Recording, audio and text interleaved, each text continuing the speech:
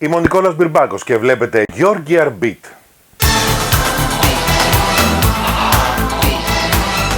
Στο σημερινό επεισόδιο θα γίνει της περιστροφής. Θα ασχοληθούμε με τροχούς που περιστρέφονται, καλά αυτό δεν είναι κανένα νέο, με αυτοκίνητα που γυρίζουν γύρω από κορίνες ή βαρέλια ή που περιστρέφονται με μεγάλη ταχύτητα γύρω από στήλους φωτισμού σε ένα μεγάλο σούπερ μάρκετ.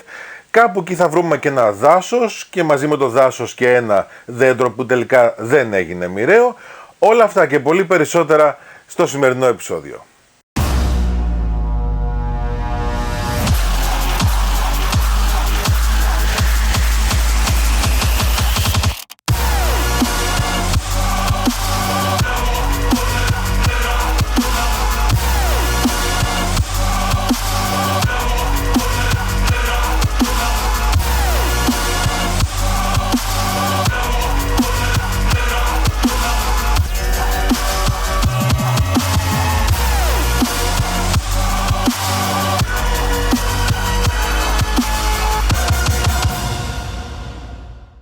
Αυτό ήταν το teaser για το επερχόμενο ράλι Πορτογαλίας και που το βλέπεις και σε πιάνει μια θλίψη και μια μελαγχολία, γιατί για μια χρονιά ακόμα δεν υπάρχει ράλι Ακρόπολης στο καλεντάρι της μεγάλης κατηγορίας.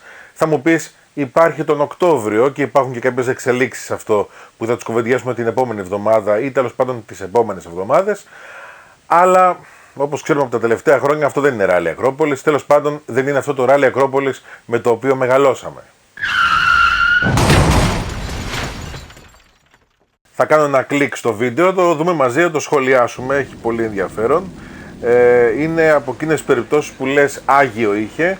Όπως βλέπετε βρέχει. Αυτό είναι το πίσω μέρος μιας Lamborghini Gallardo. Το υπόλοιπο είναι λίγο παραπέρα.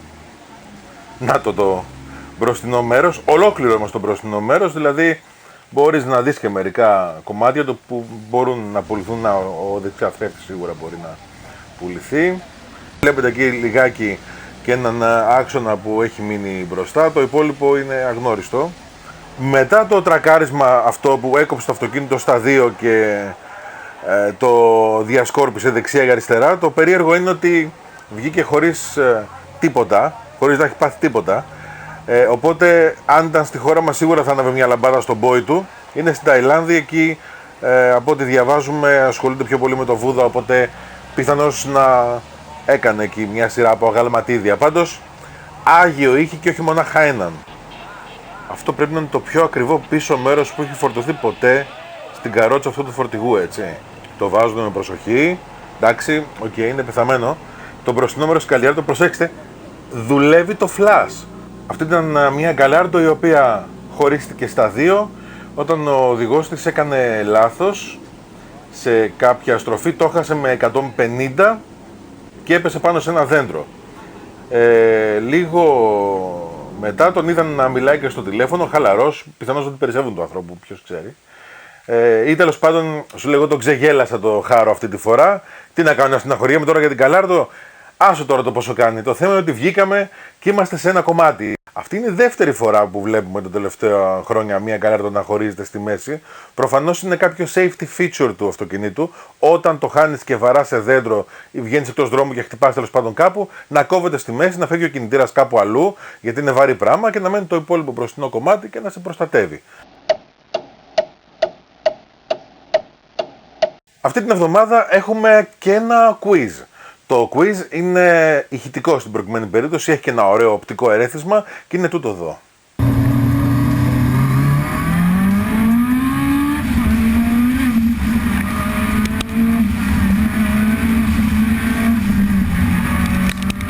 Η ερώτηση είναι σε ποιο αγωνιστικό αυτοκίνητο μιας πολύ προηγούμενης δεκαετίας ανήκει αυτός ο ήχος. Τώρα, αν βρείτε και τη χώρα ή την ευρύτερη περιοχή που είναι γυρισμένο αυτό, ακόμα καλύτερα.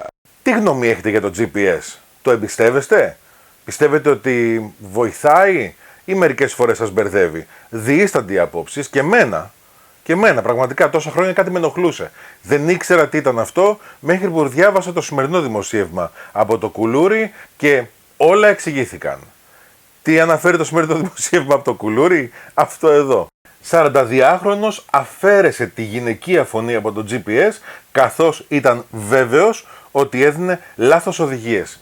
Διαβάζω από το άρθρο το πιο σημαντικό κομμάτι. Όλα ξεκίνησαν όταν ο 42χρονος χρησιμοποίησε για πρώτη φορά τους χάρτες φορητής συσκευής GPS προκειμένου να εντοπίσει φιλικό σπίτι στο οποίο ήταν καλεσμένος για φαγητό. Ο Γιάνγκος ακολούθησε πιστά τις φωνητικές οδηγίες του δορυφόρου, τις οποίες του μετέφερε η γυναικεία φωνή της εφαρμογής, με αποτέλεσμα να βρεθεί χαμένος αρκετά χιλιόμετρα μακριά από τον αρχικό του προορισμό. Δεν ήξερε ο άνθρωπος τι φταίει, το ψάξε λοιπόν και αποφάσισε να απενεργοποιήσει τη γυναικεία φωνή. Έχει βάλει ιατρική φωνή, είναι πολύ καλύτερα τώρα και έχει δώσει και αποκλειστικές δηλώσεις στο κουλούρι.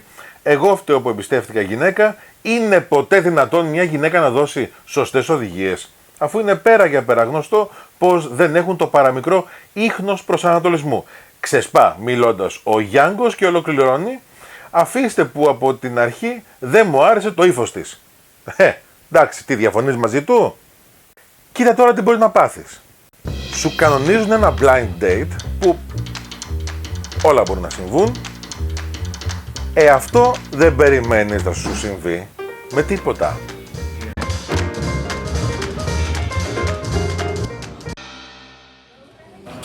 How are you? Great, how are you? How are you? Good, how you doing? Good. I just moved here.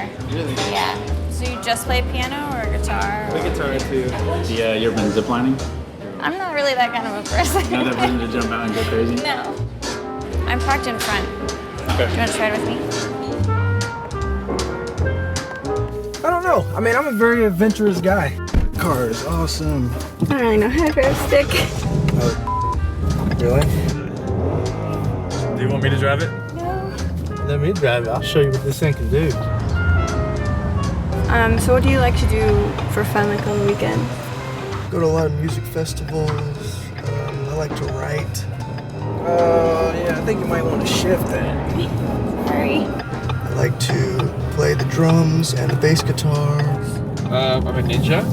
A what? I'm a ninja.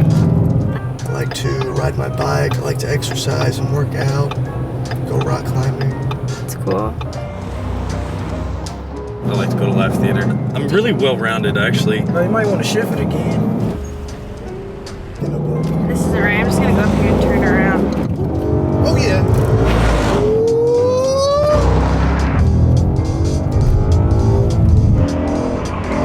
Are you serious right now? It's the wrong way. Why are we going so fast?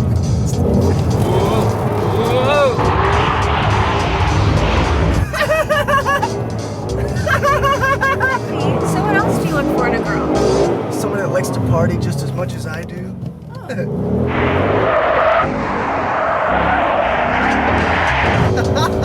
Woo!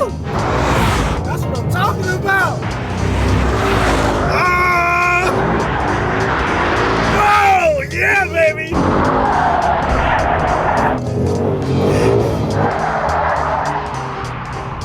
You just whipped the shit out of this car.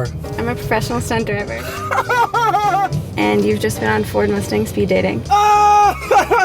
Camera here. So what'd you think? I guess you're showing me how to drive this thing, aren't you? Με το βίντεο αυτό η Ford ρεφάρει, σύμφωνα με τη δική μου άποψη, για το φάουλ της Πολωνής φωτομοντέλας που διαφήμισε το προηγούμενο Fiesta. Αυτή είναι η καινούρια Mustang, είναι η Mustang παρότι είναι το Ford, γιατί τα αυτοκίνητα αυτά είναι πάντα θηλυκά. Είναι όμορφη ακόμα και με τα ευρωπαϊκά δεδομένα, έχει ωραίες γραμμές, έχει έναν θηριώδη κινητήρα 5 λίτρων, έχει έναν μικρότερο αλλά εξίσου θηριώδη κινητήρα 3,7 λίτρων, έχει όμως και έναν 2300 κυβικά EcoBoost που βγάζει 310 τουρμπιστά αλογάκια. Αυτή είναι η μόνη έκδοση που μπορείτε να τη φανταστείς για τα δικά μας δεδομένα. Σύμφωνα με το site της αντιπροσωπείας, ξεκινάει από τα 42.000 ευρώ με εξαιρετικό εξοπλισμό. Θα μου πεις τώρα, 42.000 στις μέρες μας, τι λέω? Έχεις δίκιο, αλλά για την κατηγορία του και για τον μύθο που κουβαλάει το αυτοκίνητο αυτό, πρέπει να παραδεχθούμε ότι είναι εξαιρετική τιμή.